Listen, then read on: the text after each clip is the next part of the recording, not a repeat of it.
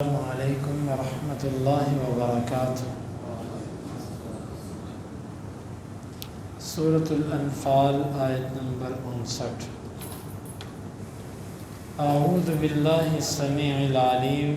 من الشیطان الرجیم من ہمزہ ونفخہ ونفثہ ولا یحسبن، اور ہرگز نہ گمان کریں الذین وہ لوگ کفروا جنہوں نے کفر کی،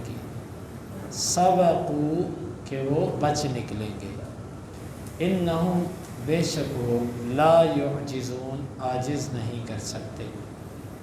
وَأَعِدُّوا اور تم تیاری رکھو لہم ان کے لیے ما جتنی استطعتم تم طاقت رکھتے ہو، من قوہ طاقت سے،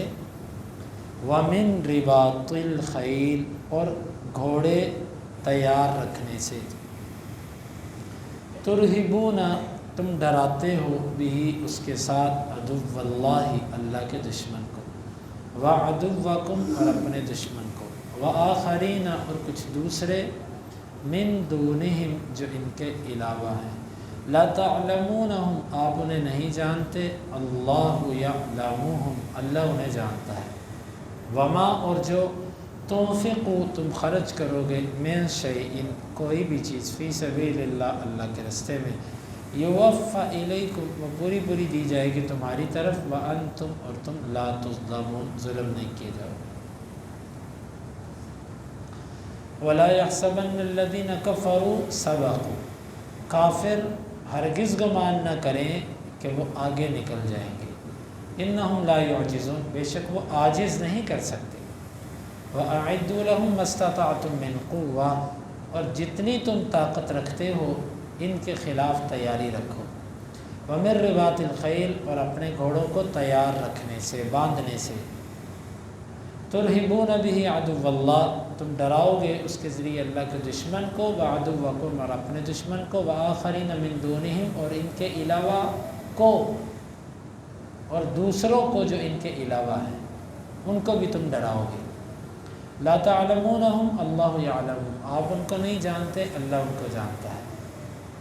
وما تنفقوا من شیء فی سبیل اللہ یوفی الیکم وانتم لا تظلمون اور جو بھی تم اللہ کے راستے میں کوئی چیز خرچ کرو گے وہ تمہیں پوری پوری دی جائے گی اور تم پر ظلم نہ کیا جائے گا۔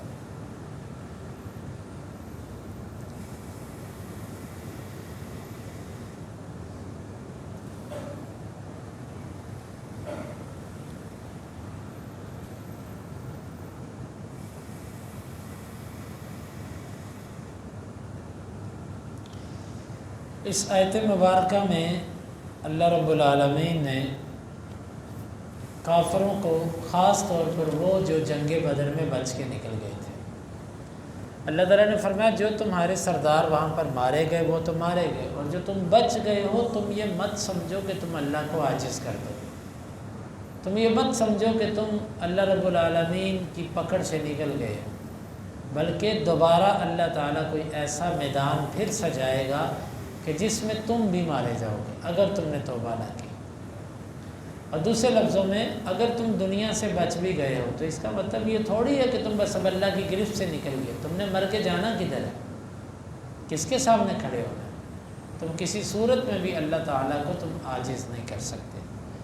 تو یہ تو خاص جنگ بدر کے بارے میں، لیکن عام حکم ہے کوئی بھی کافر اگر دنیا میں وہ سرکشی کرتا ہے، اللہ کی مخالفت کرتا ہے اور اللہ رب العالمین اس کی پکڑ نہیں کرتا تو وہ یہ مت سمجھے کہ اللہ نے مجھے چھوڑا تو چھوڑے رکھے گا، وہ یہ مت سمجھے وہ اللہ کو عاجز نہیں کر سکتا، اللہ رب العالمین اسے پکڑے گا، کیونکہ اللہ رب العالمین کیا اللہ تعالیٰ یوں کرتا ہے کہ ڈھیل دیتا ہے، بعض جاہل قسم کے لوگ اس ڈھیل کو اپنے لیے نعمت سمجھتے ہیں، وہ یہ سمجھتے ہیں کہ ہم بالکل ٹھیک ہیں اسی لیے تو اللہ میں دیے جا رہا ہے، اسی لیے تو اللہ میں کچھ کہتا نہیں، اگر ہم غلط ہو تو اللہ میں پکڑ لے، جبکہ یہ استدراج ہوتا ہے، جس طرح کوئی بندہ کسی کی رسی کو ڈھیلا کرتا ہے پھر اچانک وہ رسی کو کھینچتا ہے، یہ استدراج ہوتا ہے، اللہ تعالیٰ نے رسی ڈھیلی کی ہوئی ہے کہ تم نے جو کرنا ہے وہ کر لو، پھر اچانک اللہ تعالیٰ ان کو پکڑے گا اور اس وقت یہ بچ نہیں سکے۔ تو اس پوری آیت کا مطلب یہ ہوا کہ اللہ تعالیٰ اگر تمہیں کسی جرم سے فوری طور پر پکڑ نہیں رہا، سزا نہیں دے رہا، تو یہ مت سمجھو کہ تم بچ گئے، بلکہ تم اللہ کو عاجز نہیں کر سکتے، اور اس نے ایک دن تمہارے لیے ضرور رکھا۔ یہ ہمارے لیے بھی اس میں تربیت ہے۔ ہم نے کسی کا حق کھایا، کسی پر ظلم کیا، زیادتی کی، فوری اللہ کی کوئی آفت نہیں آئی، تو اس کا مطلب یہ تھوڑی ہے کہ اللہ سے بچ کے نکل گئے۔ قیامت کے دن تو اللہ کے سامنے پیش ہونا ہے۔ دوسری آیت مبارکہ میں اللہ تعالیٰ نے ہمیں حکم دیا کہ تم ان کافروں کے خلاف اپنی قوت پوری رکھو۔ حدیث کے اندر آتا ہے، آپ نے فرمایا الا ان القوت الرمی، قوت جو ہے وہ نشانہ بازی ہے، یعنی کافروں کے خلاف تم اپنی نشانے بازی بنا کے رکھو۔ اب نشانے بازی کے اندر صرف گن کے نشانے نہیں، بلکہ ہر وہ جنگی آلہ جو اس میں استعمال ہوتا ہے وہ سب کے سب اس میں آ جاتے ہیں۔ جدید قسم کے ٹینک، جدید قسم کی گنیں، جدید یہ جو ایٹم ہے، اور اس کے علاوہ اسلحہ سے ریلیٹ جتنی چیزیں ہیں، وہ آبدوز ہو یا وہ میزائل ہو یا وہ کچھ بھی ہو، وہ طیارے ہوں، کچھ بھی، وہ سب کے سب جو جنگی آلات ہیں وہ یہاں پر مراد ہے کہ تم ان جنگی آلات کو اچھی طرح سمجھو اور سیکھو۔ لیکن افسوس کی بات ہے کہ آج مسلمان ان اسلحہ سے اور ان چیزوں سے دور ہے، بلکہ مسلمانوں کے بچوں نے آج کل کیا شروع کیا، ہاتھوں پہ کڑے اور اسی طرح کان کے اندر کوکے، اور جو ہے یہ عورتوں والی چیزیں، یعنی عورتوں والی عادات مردوں کے اندر آتی جا رہی ہے۔ حالانکہ ایک وقت تھا کہ مسلمان مرد کے ہاتھ کے اندر جو زینت اور فیشن ہوتا تھا وہ اسلحہ ہوتا تھا، وہ اسلحے کو اپنے پاس رکھتا تھا۔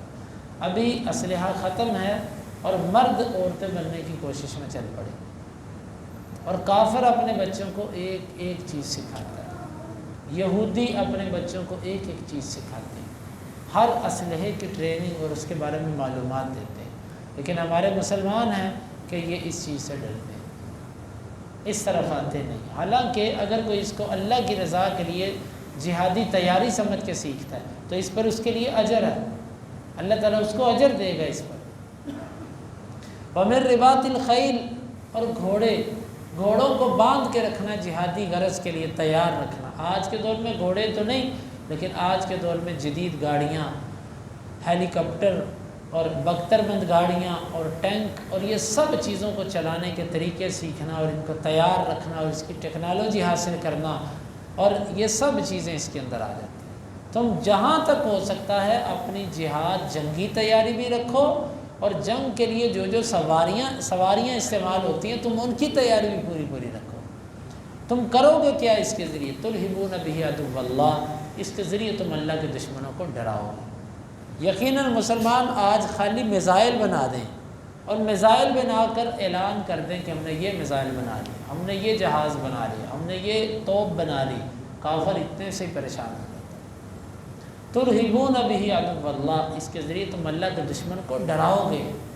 ڈراؤ ان کو کہ ہمارے پاس اللہ نے ہمیں یہ صلاحیتیں دی، وہ جب دیکھیں گے تو تم سے ڈریں گے۔ وَعَدُوَّكُمْ، اللہ کے بھی دشمن ہیں اور تمہارے بھی دشمن ہیں۔ وَآخَرِينَ مِن دُونِهِمْ، اور کچھ ان کے علاوہ بھی ہیں، ان کو بھی ڈراؤ۔ وہ کون ہے؟ منافق، مسلمانوں کی صفوں میں چھپے ہوئے منافق۔ یا بعض آج کے دور میں بھی ایسے مسلمان ہیں نا جن کی ہمدردیاں کافروں کے ساتھ ہیں۔ تم اپنی قوت کا اظہار کرو تاکہ ایسے جو ہیں وہ بھی ڈر جائیں کہ مسلمانوں کے پاس بڑی طاقت ہے۔ لا تعلمونہم اللہ یعلمہم، آپ ان کو نہیں جانتے،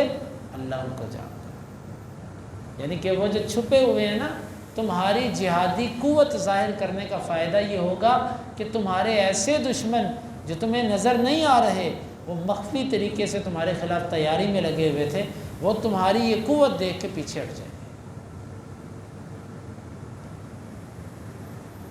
آپ انہیں نہیں جانتے، اللہ تعالیٰ انہیں جانتا ہے۔ وَمَا تُنْفِقُوا مِنْ شَيْءٍ فِي سَبِيلِ اللَّهِ يُوَفَّ إِلَيْكُمْ، اور جو بھی تم اللہ کے راستے میں کوئی چیز دو گے وہ پوری تمہیں دی جائے گی۔ وَأَنْتُمْ لَا تُظْلَمُونَ، اور تم ظلم نہ کی جاؤ۔ مطلب تم مال خرچ کرتے ہو، اس کا پورا بدلہ تمہیں ملے گا۔ جان خرچ کرتے ہو اس کا پورا پورا بدلہ ملتا ہے، وقت دیتے ہو اس کا، جو چیز بھی تم اللہ کے راستے میں دو گے اللہ تعالیٰ تمہیں اس کا بدلہ دے گا، دنیا میں بھی اور آخرت میں، دونوں جگہ پر اللہ تعالیٰ نے اس کے لیے اجر رکھا ہے۔ تو اللہ کے راستے میں ہم جو بھی خرچ کرتے ہیں، وہ مال ہو، وہ وقت ہو، وہ اولاد ہو، وہ ذہانت ہو، یا کوئی بھی چیز اللہ کی دی ہوئی، اس پر آپ کو پورا پورا اجر ملے گا۔ اللہ رب العالمین سے دعا ہے اللہ تعالیٰ ہمیں ان آیات کو سمجھنے کی اور عمل کی توفیق عطا فرمائے۔